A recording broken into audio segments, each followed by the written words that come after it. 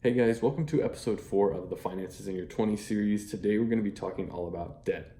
So, in episode 2 of the series, we talked about setting up your checking account so you can easily receive money that you've earned and pay it out.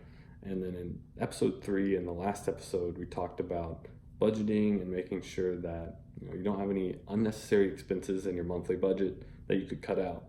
So, the next logical step, now that you have taken that advice and your spending is normal now, is to get out of debt.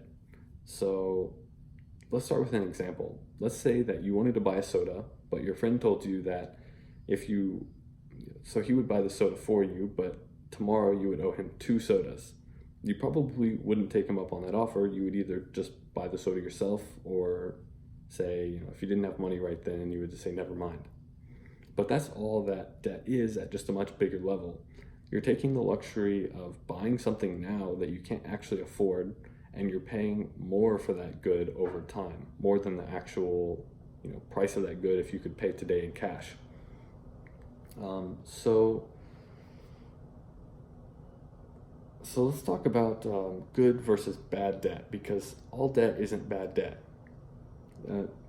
So most people probably, whenever they think of debt, they think of things that are bad debt, like credit card debt, auto loan debt, or cash advances, or other kinds of things like that. This is typically characterized by high interest rates, and it's something that won't give you return on your money or on your investment over time.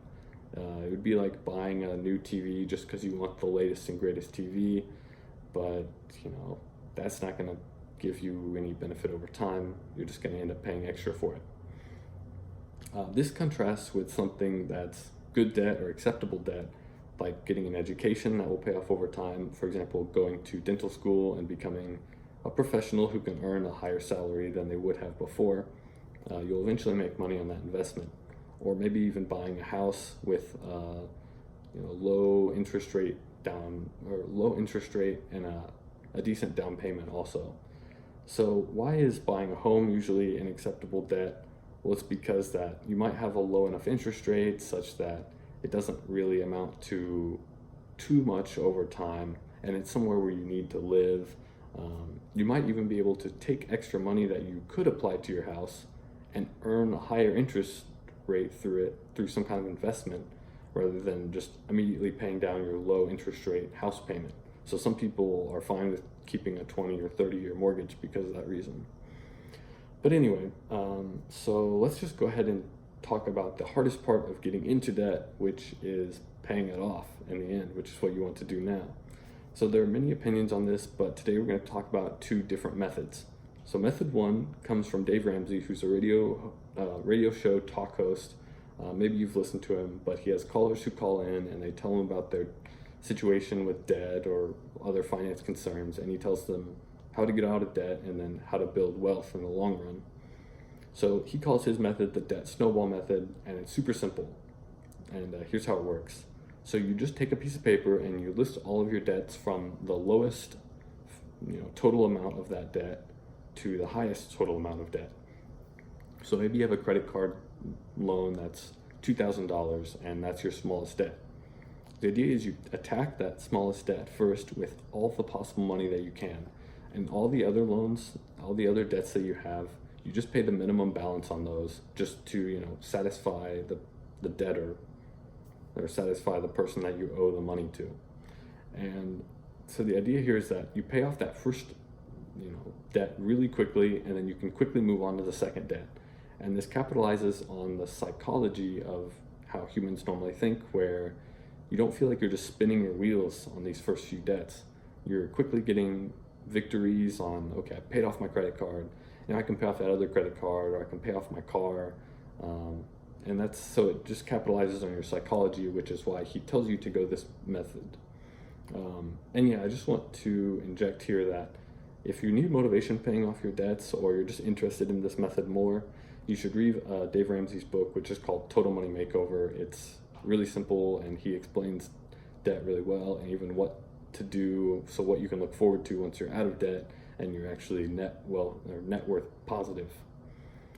So method 2, it's pretty similar really in concept to the debt snowball, but instead of taking a psychological approach, we take a financial approach.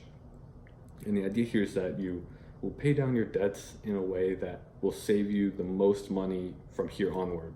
I mean, you're in debt, so you're not really saving money, but it'll make you pay the least amount on your interest rate.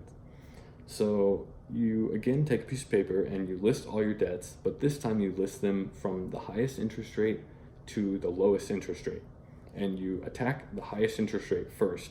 So you pay all the money you possibly can toward that, after you pay for your living expenses and enough to eat some kind of food. And once you, and then for all your other debts, you just pay the minimum balance again. The idea is that, that the highest interest rate debt is the one that's going to cost you the most money in interest. So why don't you pay it down first? The only problem here is that it might be one of your bigger debts or something like that, where maybe it'll take a while to pay this thing off. You might get discouraged at the fact that you might feel like you're spinning your wheels and you never really are getting anywhere. But in theory, this will help you spend the least amount of money on your debts.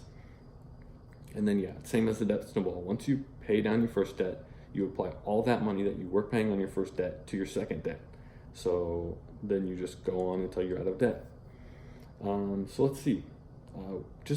I guess whichever method that you use, you should just make sure that you don't get discouraged and you don't give up. That's basically my final piece of advice. Because if you give up and you stop paying off your debt, and even worse, if you start accumulating more debt, then it didn't matter what method you used in the first place. If you tried to save a little money here and there or something, now you're just in debt and you have no plan for the future.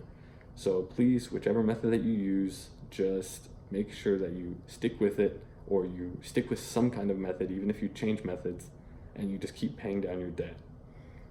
If you guys have any more methods that you've used or maybe that you've heard of, please leave a comment in the comments, and I'd be interested to hear about that.